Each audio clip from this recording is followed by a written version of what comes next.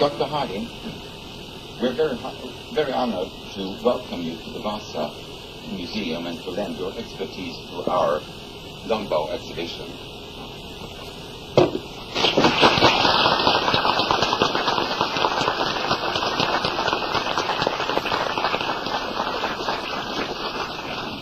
Thank you. Ladies and gentlemen, because I wear two hats, I'm going to try out my expertise in the other one and see whether without that machinery, which will give me the freedom to move around as necessary, you can hear me. If you can't hear me at the back, please say so or anywhere else, and I will click the thing off. But I'd rather be free of a microphone. It is a great honor to be here and an absolutely marvelous experience today to see this stunning museum that you have here. I saw it, I suppose, I saw the ship about 18, 19 years ago, something like that in the first museum, and I was pretty impressed then, but the showers of mist were enveloping it, and now it's flowered in a way that makes us from the Mary Rose in England extremely jealous. But of course we are 21 years behind. I must not waste time praising you, and I must warn you and tell you that I've not come here to boast in any sense, but I want to give you just an idea of the background of the longbow's peak in history, which was reached in Britain and in Britain's foreign wars on the continent. Before I tell you what we have learnt from the Mary Rose experience, so I shall flick through all sorts of slides of arrowheads and contemporary late medieval paintings of longbows in use in war, and unless you particularly want to stop me and say, what is that, why is that, I shall comment from time to time on them, but because we are constrained in time, and I know you'll perhaps like to ask questions when I shut up at the end, then I must really motor on. I first have to tell you a story, which is that some 1,000 years ago there lived a very insular and warlike race in a small island southwest of Sweden called Britain. All around the world at that time, the bow was a common instrument of hunting and warfare. It really reached its peak in Scandinavia. But because the Scandinavians kept knocking on the English door, the British door, the Scottish door, the Irish door, the Welsh door, saying, we want part of your island, bringing their bows with them, we began to learn from their expertise. Finally, a Northman who'd gone through France came in 1066 and invaded us and fought us down at the Battle of Hastings, bringing longbows with him, which were largely responsible for his victory. We cottoned on to this quite quickly. And you will find in mid-medieval and late medieval illustrations, there's a crossbow at the bottom, longbows up at the top, of hunting and of warfare, endless descriptions in book illuminations and so on. It becomes a very common motif. There are some genuine surviving mid-medieval and early medieval hunting heads. You see they're enormous, they're for bloodletting. Then came a time when the war potential of the longbow was realized by the English, by the Welsh too, by the Scottish as well, but chiefly by the English, who had suffered from the Welsh a very great deal in their early Norman invasions of Wales, and the kings and commanders of the English saw that the only thing to do was to get a really strong military use going, and training became absolutely vital. Let me just give you a quote from a reign covering the early part of the 14th century, an ordinance of Edward III, our king. He said, at leisure times and on holidays, People must use in their recreation bows and arrows and learn the art of shooting. And this presence is to forbid all and singular, not after any manner to apply themselves to the throwing of stones, wood, iron, handball, football, bandyball, cambuck, whatever that may be, cockfighting, wrestling, or any other such like vain plays, under fine of imprisonment. Shooting every week, in some cases where it could be enforced every day, was what our monarchs sought. They were slowly building an army of men who would outshoot the rest of Europe.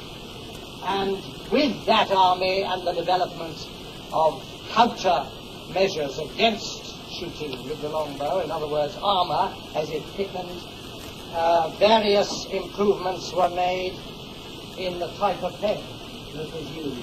You see them get smaller and sharper all the way through, and there are still existing some barbed little numbers, extremely unpleasant. They're known as type 16 in the London catalogue, and these are probably the sort of, this is worth bearing in mind, the sort of arrowheads mostly to be found at the front end of the Mary Rose bows. We'll talk about that in a minute. No, I've got it wrong. They got longer and sharper as plate armor came in following mail armor, which is usually called chain mail. These long bodkins, which would pierce mail armor, arrived. They got longer and longer, you see, with every chance of piercing plate as long as they struck square. Plate then became more complicated. Its shapes developed to deflect arrow attack.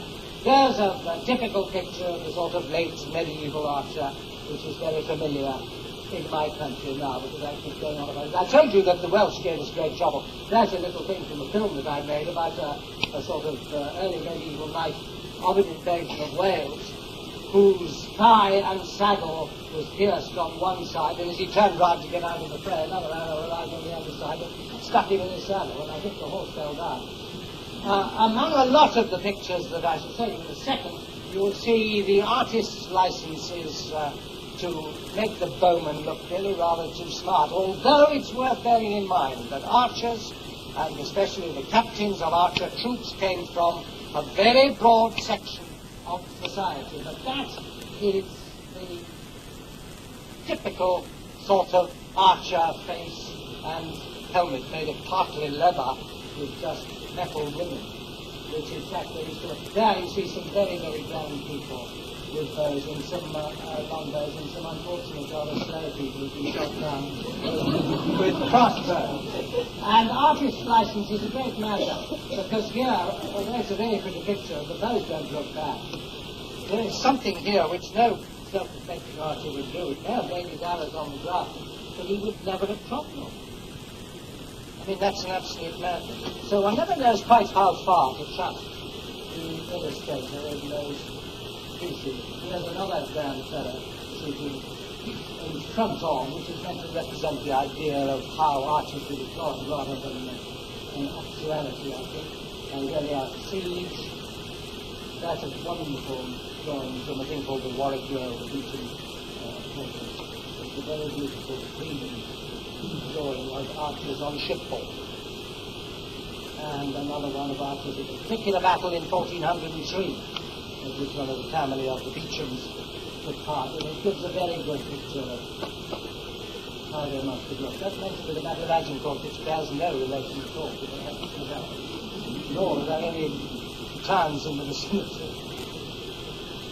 And so it goes on, I'm risking through these, until we get to an extraordinary occurrence when young Henry VIII, our king, in the early 16th century, went to a meeting, a diplomatic meeting with his opposite number, François Ier de France, and there was a great occasion of show-off on either side. It was meant to firm up a treaty. It was called the Field of Cloth of Gold, and there Henry, who was a great archer, shot far better than François Ier, although I think François Ier wrestled as well as the English king. It was during his reign, however, that everything fell apart as far as France and England were concerned, and quite soon after that got together, Henry invaded France 3 times. Although it was late in the day for the longbow, he took with him enormous numbers of archers, together with, of which he was a very great sponsor, a mass of artillery in his train, and the navy which supported him was full of very new and larger guns than had ever been used before in the Royal Navy.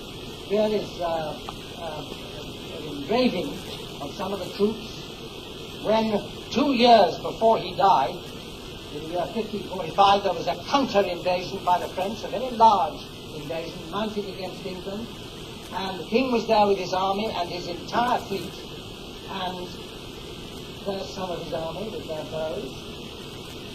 And unfortunately, some of you have seen upstairs in Mary Rose exhibition, the Vice Admiral's ship, the king's favourite ship, named after his favourite sister, the Mary Rose, went down, rather in the manner of the Wasa going down, although she was in fact an old ship, launched in 1509 or 1510, and this was 1545, so she'd had a long life, but she carried over 700 people, and she was packed with artifacts of every kind. Now here from the, what is known as the Anthony Roll in Morton College, Cambridge, are details of the loading of the Mary Rose herself, and that's a portrait of her. Down here it says, and a little bit lower off the picture, it details that there were on board bows of yew timber, 250, bowstrings, 6 gross, and livery arrows, that's issue arrows, not ones that the archers brought with them, 400 sheaves, that's 9,600 arrows.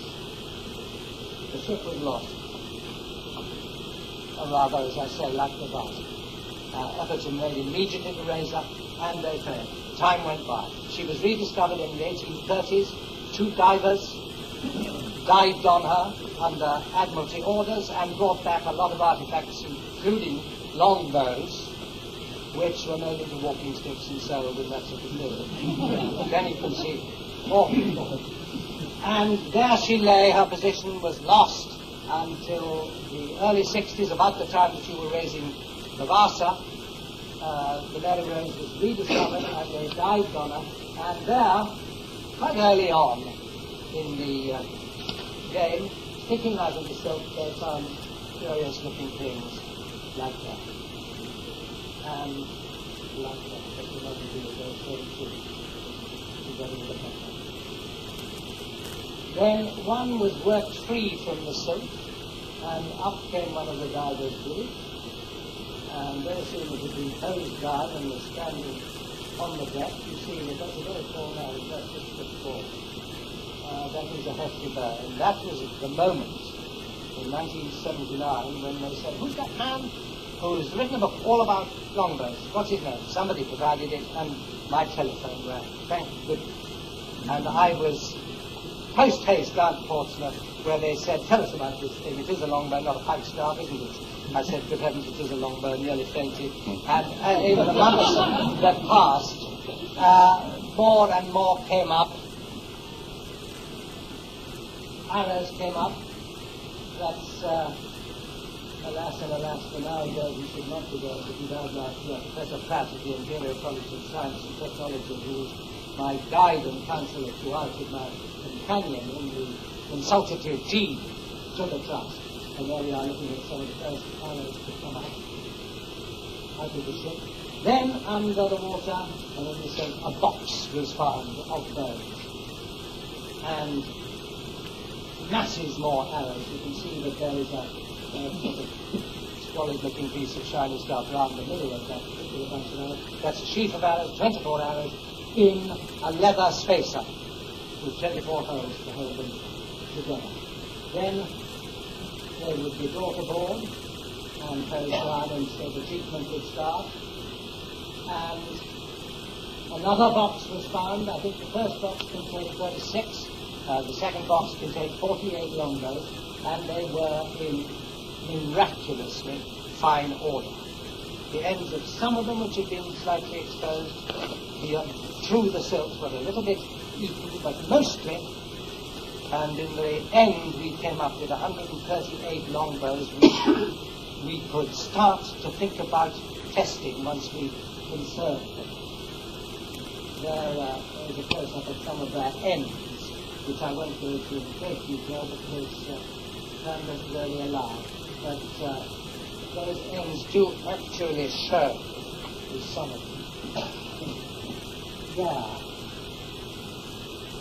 There's a totally different colour of wood, which is proof positive that they had horn knots. Why hadn't they got horn knots when we discovered them and brought them up? Because horn is keratin, and under the particular conditions of the Solent water, where they've lain all this time, 437 years, horn does not survive. All the arrows were slotted at the string end with a little piece of horn, but only out of the thousands that we raised, only 2 had the horn in place. There were no horn buttons left. Horn did not survive, and many people have said that they therefore didn't have horn, but I could, if you want, later on give you absolute proof that they did have horn knots.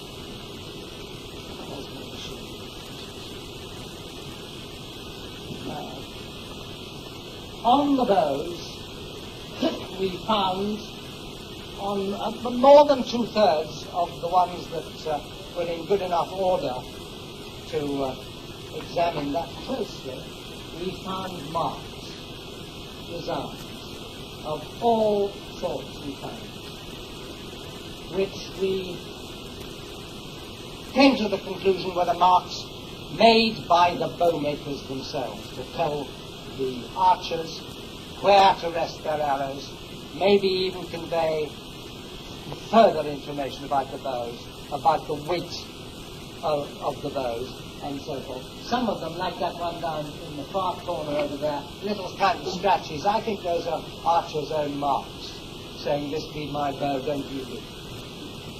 That kind of thing. When we began to feel at the bows, and it took about 2 years to dry any of them out very gradually, sufficiently, during which time they lost half their weight, their dead weight in hand, we began to see that some of them were in such perfect condition that we could lay a bowstring on them absolutely straight, and we began to feel it might be safe to experiment with them. We were given absolute orders to take a few and to experiment with them if necessary to the point of destruction. That's a particular bow which we selected as being still very tensile, and Professor Levy, who was in charge of all the timber, including the ship's hull of the Mary Rose. He was the 3rd member of our triumvirate of consultants on the archery equipment, and there he is in charge of the first movement. We exercised these bows very gently to give them back some of their youth, and then greatly daring, we pulled them a little bit more. But this took ages. It really took a very long time. Finally, deducing that the length of the arrows used in on an average, the arrows found was that. Here's my saying 30 inches because you were focused just now, and I can't remember what 30 inches is in centimeters. But that is the length. It's about that, and that bow, certainly made before 1545, was there in the photograph drawn to 30 inches. We were nervous wrecks by the end of it. And I have to tell you that during this particular part of the testing process, we did crack 2 and finally broke up completely. After about 100 pulls to that length, we finally broke one bow up completely. But we knew then a great deal more than anybody had known before. Some arrows, some actual arrows pretty bent. The arrows being hardwoods and the bows being softwood, the arrows fared much worse after inundation than the bow. It sounds the wrong way round, but that's the fact. There are 3 spaces and a rather good drawing by the Mary Rose people of a sheep. That is the one surviving arrow which gives some indication, and it doesn't have to be believed in necessarily, that the Type 16 arrowhead, the one with the little barb, which you think is so important.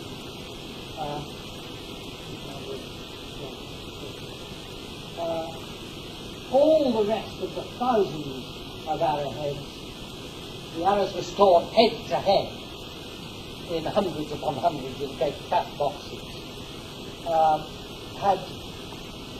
They had debilitated to such a degree they were just an agglomerated mass of rust.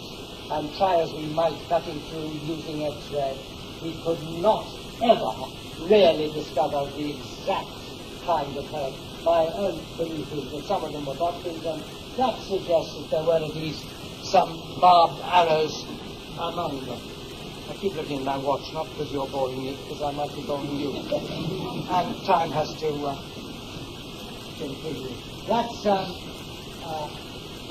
close-up of the string end of one of the Mary Rose arrows, showing very clearly the bounding marks of silk or very fine linen, which went inside the feathers to bind them on and make sure that if the glue gave up in wet weather or whatever, they still would survive. It would be down here on that side and on that side that you would find that it had twisted a little slice of horn to strengthen the arrow knock against splitting.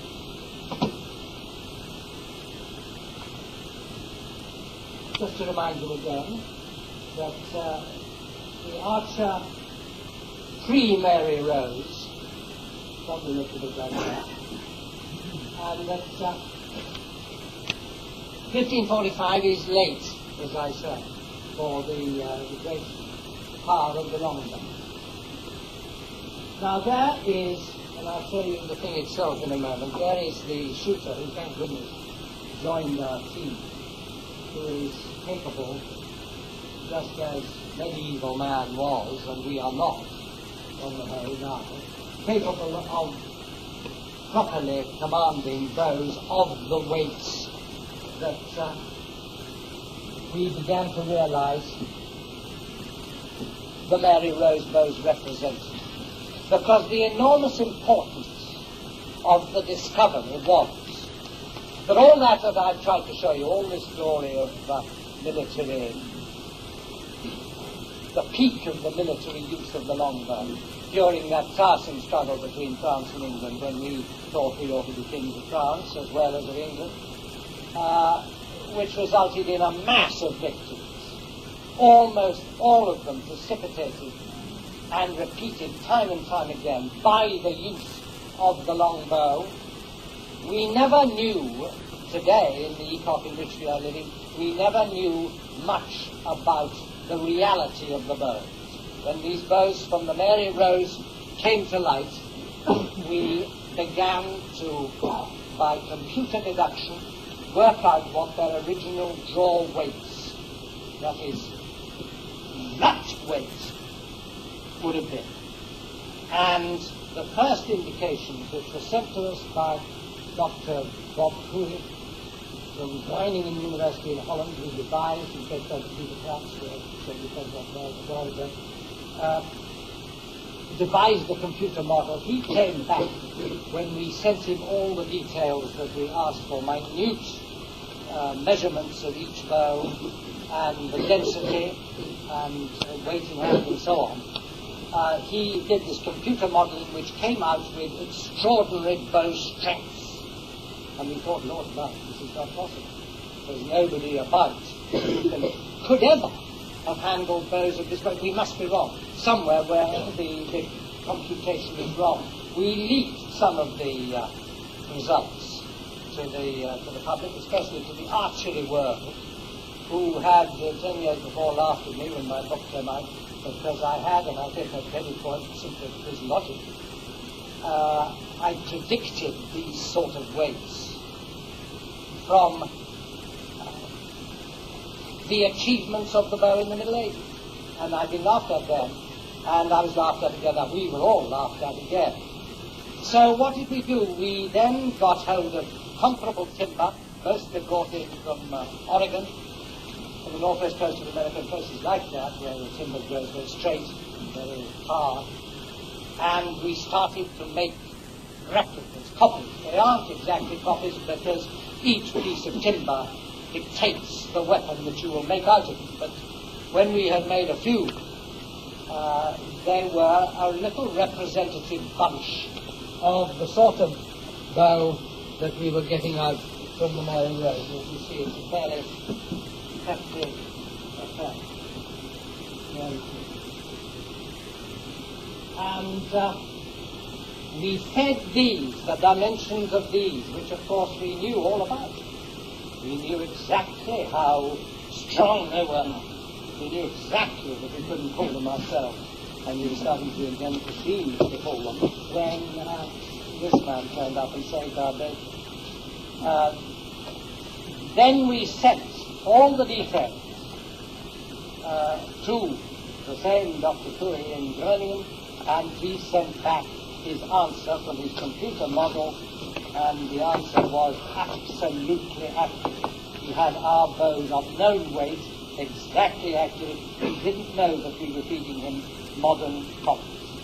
So we had to believe what we had come across.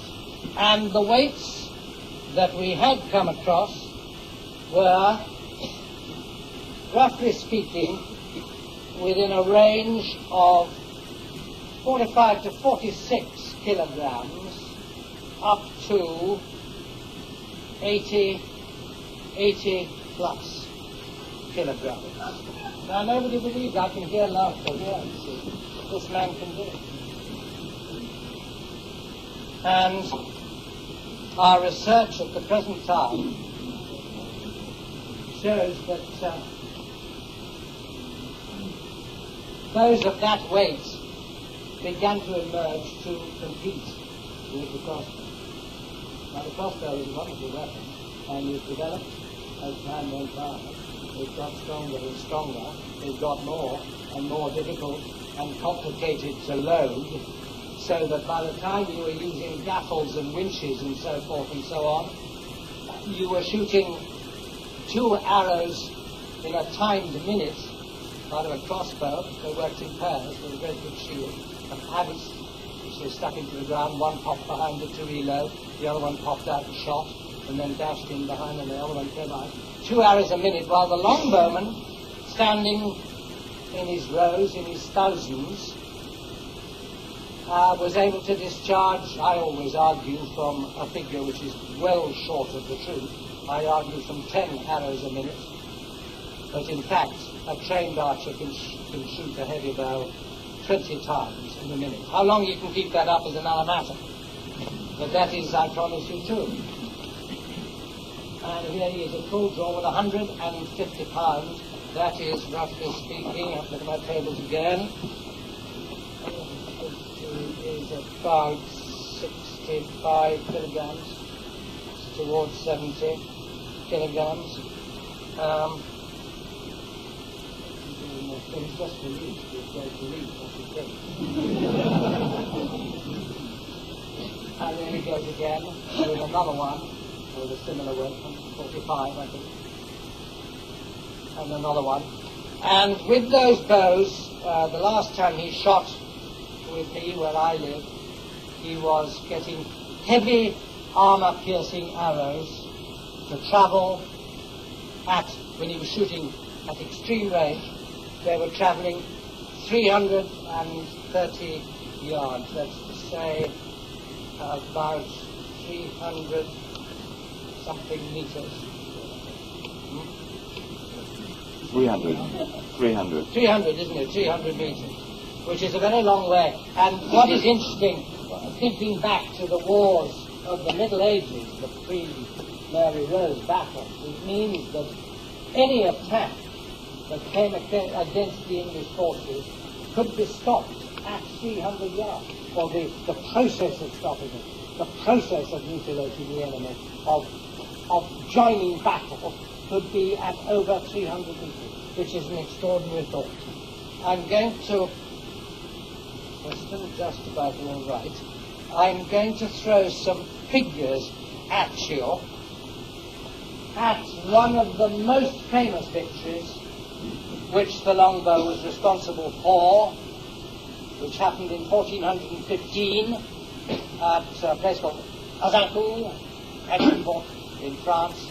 The English army was 6,000 strong overall, and it was composed of 900 men-at-arms, that's men with swords and lances and pike weapons, fighting on foot, and the rest, 5,000 plus, were archers. You can see the proportion that by that late time in medieval warfare, the English had reached, because they believed utterly in the efficacy of these weapons.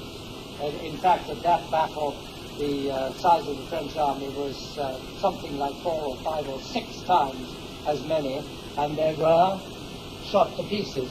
It's worth just looking at some other figures.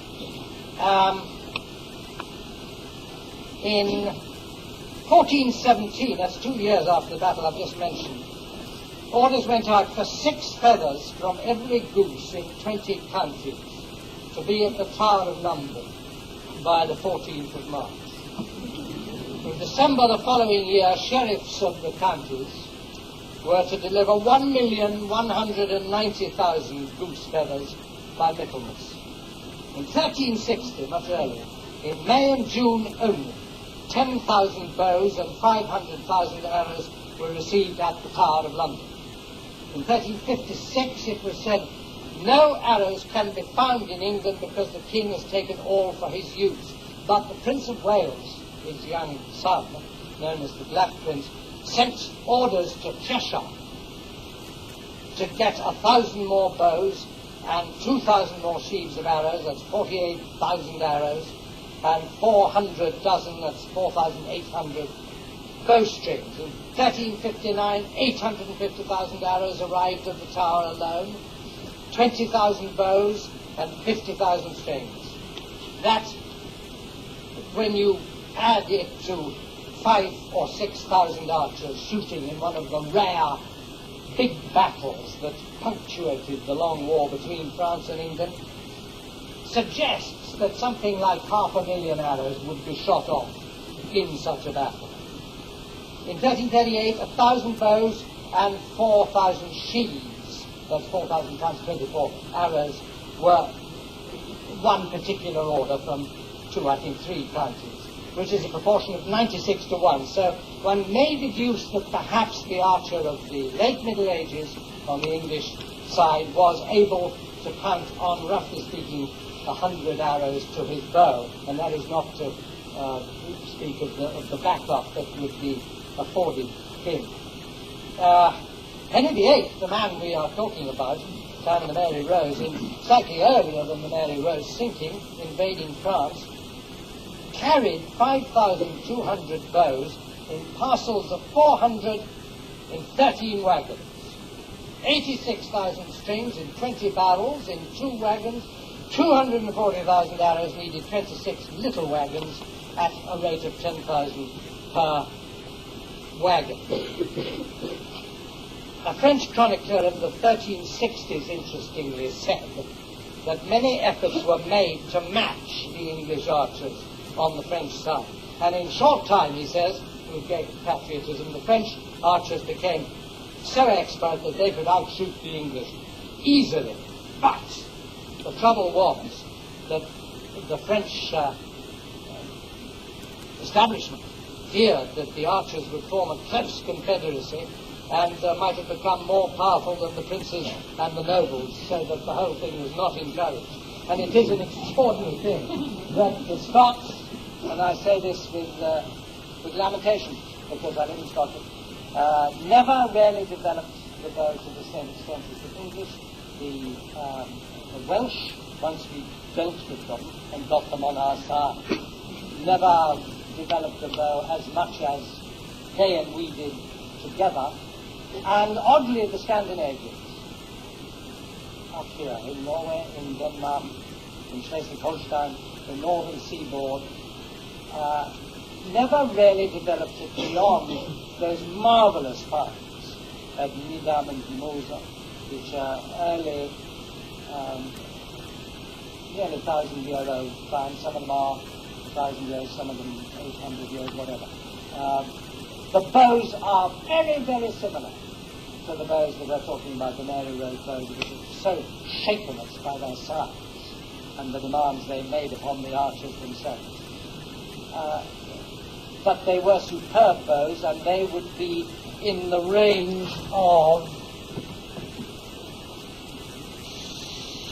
30 kilograms at the most. So you can see, superb as they were and used in war as they weren't really of the same caliber. We are talking here, and it's very difficult to persuade people to believe this, we're not only talking about a totally different weapon, which is as unlike the modern or the, I use the word Victorian, last century sporting longbow, which is often thought of as a survivor of the longbow of the Mary Rose period and the late medieval period. But it is a totally different weapon. And that means that we are also talking about a totally different kind of person. One must postulate a kind of man, a young man, who was brought up, and we had them in thousands in Sweden without a doubt, who was brought up in a hard, rural environment, living and metabolically better converting the food that he ate towards the strength of his body, when lifting enormous weights and drawing and pulling enormous weights was nothing to him. And this kind of man no longer exists, except just occasionally you come, and thank heavens, this extraordinary man who's no taller than me, believe it or not, and I'm no giant, but he has arms like an orangutan, and hands, I cannot describe it, it's quite extraordinary. And he does it, a very interesting thing. You're all right, I've got one more minute before I stop and you can ask questions. I used to watch him shooting as the bows got heavier that we were making for him. Heavier and heavier, and he was beginning to experience a little bit of trouble. He began to describe a completely different shape as he drew up. And I said, why are you sticking your bottom out? And he said, I've got to, I don't know why, it helps. Look. And he did it, and he did it, and he did it. And I knew it was making a bell ring in the back of my head. And of course the bell was that so many of those archers in the pictures that I've shown you, and many, many others, the medieval archers, are drawing like that, with their rump stuck up, because when you get a really heavy bow, that's what you have to do. Now, I will stop talking, because I've been talking for nearly 3/4 of an hour, and I think it's wonderful that you've remained so silent. Now is your chance to draw your bows and shoot back at me.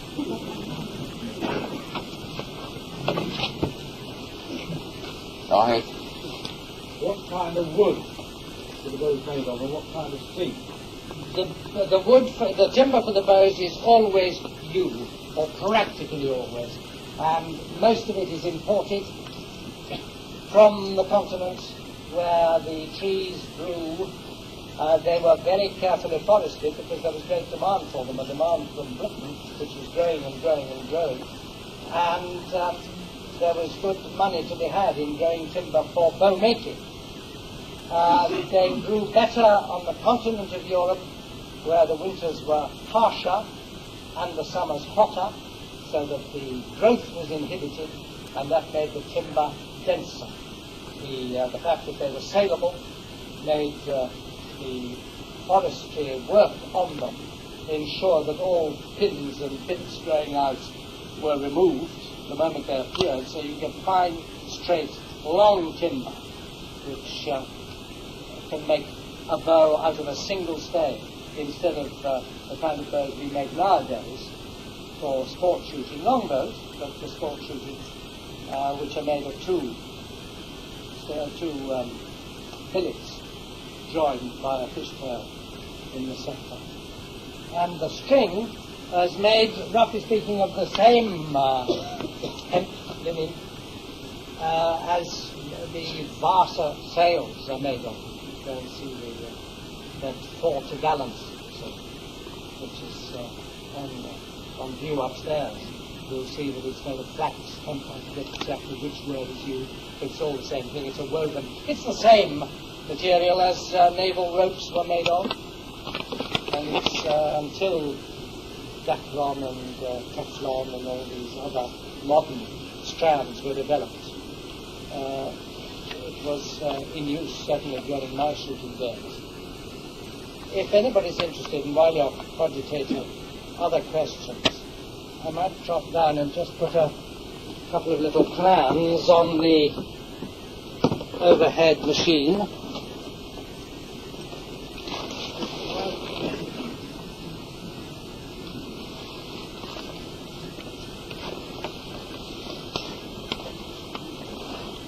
Slightly clearer partly how the archers